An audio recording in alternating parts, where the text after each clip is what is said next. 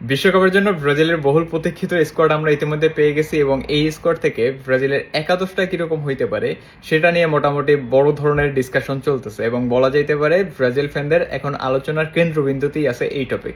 So আজকে আমরা একটু বোঝার ট্রাই করবো কার্লো আনচেলত্তি কোন ফরমেশনে বা কোন টেকনিক্যাল পয়েন্ট অফ ভিউ থেকে ওনার একাদশ সিলেক্ট করতে পারে। তো আমাদের ফরমেশনটা হইতে যাইতেছে 4-2-4। অনেকের কাছে মনে হইতে পারে এটা 4-2-3-1, বাট বেসিক্যালি কার্লো আনচেলত্তি নিজে বসে উনি 4টা অ্যাটাকার খেলাবেন। সো আমাদের আলটিমেটলি 4-2-4 এরকম ফরমেশনেই খেলতে হবে।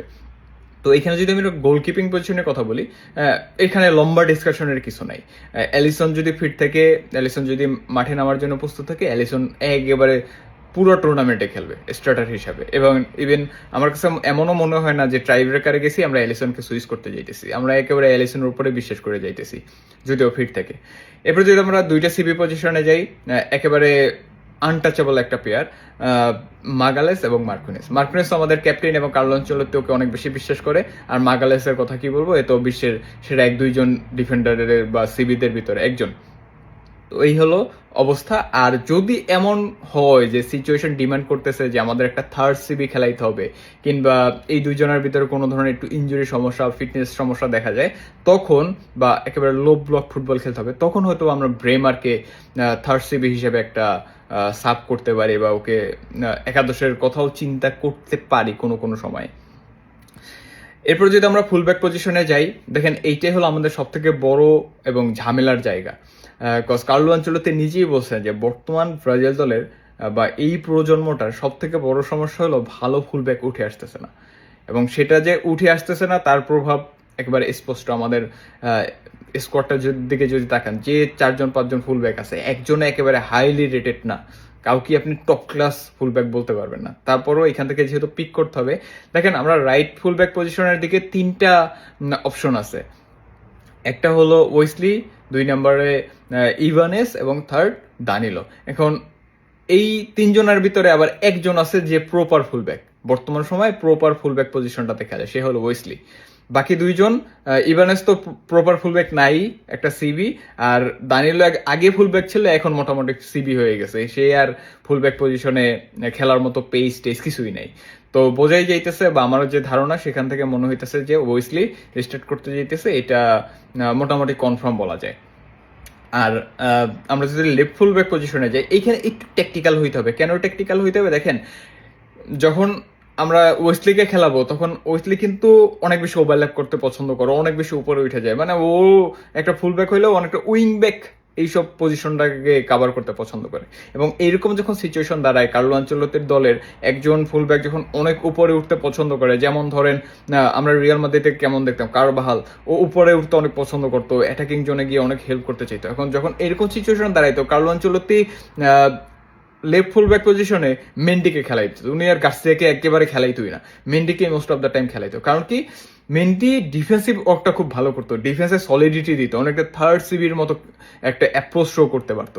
এবং এই জায়গা থেকে আমার কাছে মনে হয় যেহেতু ওয়েসলি অনেক বেশি উপরে উঠবে, আলেক্সান্দ্রো মোস্ট প্রবাবলি একটু হলেও আগায় যাবে রাদার দেন ডগলাস সান্তোস। কারণ ডগলাস সান্তোসকে আমি পছন্দ করি, কার্লো আনচেলত্তি পছন্দ করে, উনি ফিরিয়ে আনছেন, সব কিছু ঠিক আছে, কিন্তু ওর কিছু বিগ এরর হয়ে যায় যখন ডিফেন্সিভ ওয়ার্ক করে। ওই জায়গা থেকে হয়তো বা সান্দ্রো ওই ডিফেন্সিভ জোনের একটা অ্যাডভান্টেজ নিয়ে দলের ভিতরে ঢুকে যেতে পারে। আর এখানে যদি সান্তোসকেও স্টার্ট করে আমার কাছে খুব একটা অবাক বা সারপ্রাইজিং মনে হবে না, কিন্তু আপাতত মনে হইতেছে যে আলেক্সান্দ্রো স্টার্ট করবে। এরপর যদি আসেন মিডফিল্ড পজিশনে, কিচ্ছু বলবো না, খালি ব্রুনো গিমারেস, ক্যাসিমেরো, এই দুজনই খেলতে যাইতেছে। এদের বিকল্প আমাদের হাতে নাই, মানে এদেরকে যে আপনি সুইচ করে অন্য কাউকে স্টার্ট করবেন ওই সাহসটুকু করার মতো অবস্থায় আমরা নাই। এবার যে আসেন অ্যাটাকিং পজিশনে, আমরা 4জন অ্যাটাকার খেলাবো এবং এইখানে এটাও বেশ ট্যাকটিক্যাল একটা সিদ্ধান্ত হইতে যেতেছে কার্লো আনচেলত্তি। দেখেন, এই 4জনের ভিতরে আমাদের তো 9-10টার মতো অপশন আছে, তাই না? 4জনের ভিতরে 2জন মোটামুটি ফিক্সড, একটা হলো ভিনিসিয়াস জুনিয়র আর একটা হলো রাফিনহা, তাই না? এখন ম্যাথিউস কুনহা মোটামুটি ফিক্সড, এবং ম্যাথিউস কুনহাকে খেলানো হবে অনেকটা অ্যাটাকিং মিডফিল্ড জোনটাকে, ফলস 9। এখন আমরা যদি 2টা ফলস 9 খেলাই, তাহলে ম্যাথিউস কুনহার পাশাপাশি আরেকটা ফলস 9 খেলবে এবং 2জনের কাজেই থাকবে যে নিচে এসে ক্রিয়েটিভিটি দেখানো এবং প্রেস করা। এখন দুইটা ফলস নাইনের ভেতরে একটা ম্যাথিউস কুনহা যে প্রেস করবে, অনেক বেশি প্রেস করবে, যার ক্রিয়েটিভিটি হয়তো বা অতটা নাই কিন্তু অনেক বেশি প্রেস করবে। যেমন ধরেন ভিনিসিয়াস কিন্তু আপনার অনেক বেশি প্রেস করবে না, আমি কিন্তু একটা ভিডিওতে বলছিলাম। রাফিনহা প্রেস করবে কিন্তু ভিনিসিয়াস অতটা প্রেস করে না, প্রেস করতে পছন্দই করে না। তো ওর জায়গাটা কাভার করার জন্য হলে আপনার ম্যাথিউস কুনহাকে খেলাইতে হবে। এখন বাকি থাকে একটা পজিশন। এখন যদি ধরেন ওই একটা পজিশনে আপনি এমন কাউকে খেলাইতে চান যে শুধু শুধু দাঁড়াই থেকে গোল করবে, হ্যাঁ, যার জাস্ট গোল স্কোর করার মতো অবস্থা অনেক ভালো, মানে প্রপার একজন নাম্বার 9, হ্যাঁ, এরকম যদি আপনি খেলাইতে চান সেক্ষেত্রে কিন্তু আপনাকে যাইতে হবে ইগার, থিয়াগো, এনরিক এই টাইপের প্রোফাইলের দিকে। কিন্তু আমার কাছে যেটা মনে হয়, আমরা আগের ম্যাচগুলোতে যখন দেখছি তখন দেখতাম যে কার্লো আনচেলত্তি সবসময় ম্যাথিউস কুনহার পাশাপাশি একটা এমন প্রোফাইলের ফুটবলার খেলাইতো যে নিচে এসে হেল্প করতে পারে, যার ক্রিয়েটিভিটি অনেক বেশি। এবং এই জায়গা থেকে কেন জানি আমার কাছে মনে হইতেছে যদি নেইমার ফিট থাকে, নেইমার যদি ট্রেনিং সেশনগুলোতে প্রপারলি নিজেকে ডেলিভার করতে পারে এবং পরে দুইটা ফ্রেন্ডলি ম্যাচে ওকে যদি আমরা পাই, সঠিকভাবে ব্যবহারটা করানো যায়, সেক্ষেত্রে নেইমার ম্যাথিউস কুনহার পাশাপাশি ফলস নাইনে ঢুকে যাইতে পারে। কেন?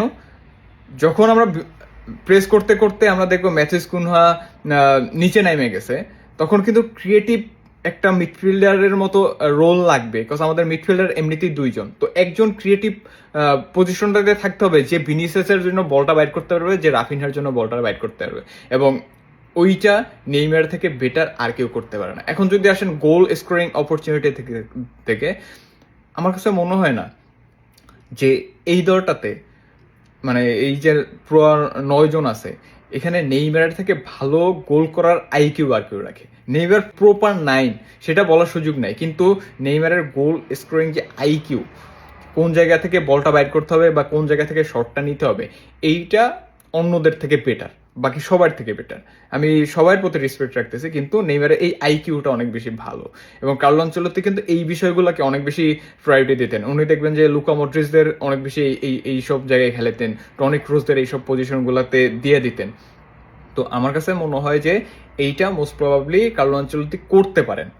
আর যদি উনি এমন চিন্তা করেন যে আমি ম্যাথিউস কুনহাকে খেলাবো, আবার অ্যাটাকিং মিডফিল্ড পজিশনটাতে রাফিনহাকে দিয়ে দেবো, সেক্ষেত্রে কিন্তু আমাদের আবার এনরিক কিংবা লুইস এনরিক কিংবা রায়ান, এদেরকে আমরা রাইট উইং পজিশনটা দিয়ে দিতে পারি। কিন্তু কথা হলো কি জানেন, আমাদের এই যে বাকি যারা আছে, যে 3-4 জনের কথা বললাম, নেইমার, রাফিনহা, ম্যাথিউস কুনহা আর ভিনিসিয়াস, এই 4 জন বাদে বাকি সবাই কিন্তু মোটামুটি দলের নতুন, একেবারে নতুন। 1-2টা ম্যাচ খেলছে, এনরিক হয়তো একটু বেশি ম্যাচ খেলছে, কিন্তু আপনি কি এনরিককে প্রতিটা ম্যাচে স্টার্ট করানোর মতো সাহস পাবেন? ওই অবস্থায় কি আপনি আছেন? আমার কাছে মনে হয় না যে কার্লো আনচেলত্তি, আমরা কিন্তু দেখছি গত ফ্রেন্ডলিতেও এনরিককে স্টার্ট করানো হয় নাই, রিয়াল মাদ্রিদে থাকাকালীন অবস্থায় কার্লো আনচেলত্তিকে স্টার্ট করেন, সাব হিসেবে পছন্দ করতেন। আবার ইগার, থিয়াগো খেলছি মোস্ট প্রবাবলি 1টা ম্যাচ না 2টা ম্যাচ, তো ওকে দিয়ে আপনি একবার স্টার্ট করাই দিবেন? কিংবা লুইস হেনরিককে কিন্তু আমাদের প্ল্যানিং কি, একটা সাব হিসাবে খেলানো, ওকে সাব হিসাবে নেওয়া, একদম তাণ্ডব ধরাই দেবে, এরকম একটা চিন্তা ভাবনা করতেছে। এখন ওকে আপনারা কি স্টার্ট করবেন আদৌ? আমার কাছে এইখানে একটা খটকা লাগে দেখে আমার কাছে মনে হয় যে কার্লো আনচেলত্তি নেইমারকে স্টার্ট করাইতে পারেন। আবার যদি লুইস হেনরিককে ওইদিকে স্টার্ট করে রাফিনহার, ম্যাথিউস কুনহাকে অ্যাটাকিং মিডফিল্ডার ফলস 9 দিয়ে দেওয়া হয়, এটাও একটা অপশন হইতে পারে। এই সিদ্ধান্তটা আসলে পুরোপুরি ডিপেন্ড করতেছে কার্লো আনচেলত্তির উপরে। কিন্তু আমার কাছে মনে হইতেছে যদি নেইমার পুরোপুরি নিজেকে ডেলিভার করার মতো 100% অবস্থায় থাকে, সেই ক্ষেত্রে বাকিদের যে অবস্থা সেই জায়গায় এবং কার্লো আনচেলত্তির যে প্ল্যান, তাতে নেইমারের একাদশে ঢুকে যাওয়ার সম্ভাবনা অনেক বেশি, যদিও এটা পুরোপুরি ডিপেন্ড করতেছে ট্রেনিং সেশন বা পরবর্তী ম্যাচগুলোতে কার্লো আনচেলত্তির পরিকল্পনার উপরে। এই ছিল আজকের আলোচনা। এরপরে ইনশাল্লাহ আমরা টেকনিক্যাল পয়েন্টগুলো একটু ধরে ধরে আগানোর ট্রাই করবো। That's it. সবাই ভালো থাকবেন, সুস্থ থাকবেন। আল্লাহ হাফেজ।